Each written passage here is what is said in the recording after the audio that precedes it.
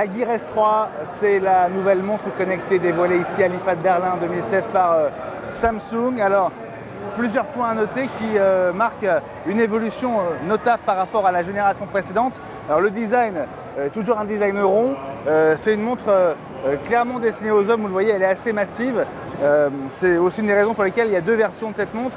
Une montre classique avec un boîtier métal et puis une montre baptisée Frontier qui elle a un bracelet vraiment plus baroudeur, et on va voir que les boutons et le design changent légèrement. Alors, parmi les grosses nouveautés, il y a l'autonomie qui passe, selon Samsung, à 3-4 jours sur une seule charge.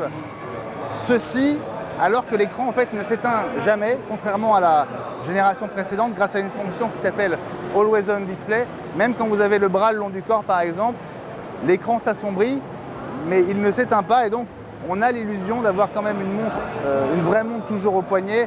Ça a été l'un des objectifs de Samsung. On a une montre étanche, donc qui peut aller sous l'eau. C'est aussi une des différences intéressantes par rapport à l'Apple Watch notamment. Pour personnaliser et pour commander cette montre, on a ce cadran cranté. Alors, le crantage est légèrement différent sur les deux versions de la montre. Sur la classique, il est très subtil, très doux.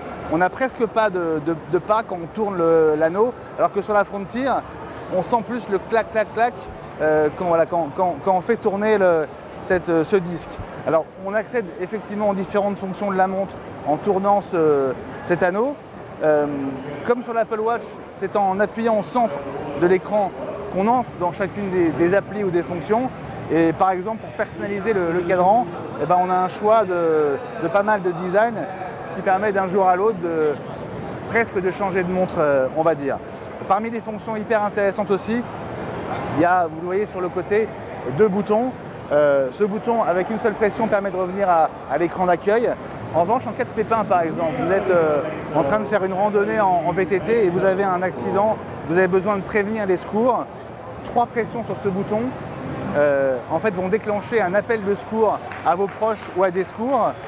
Et ça repose sur un GPS qui n'est plus dans le Galaxy, dans votre téléphone, mais qui est dans la montre. Donc la montre devient réellement autonome et c'est un point hyper important.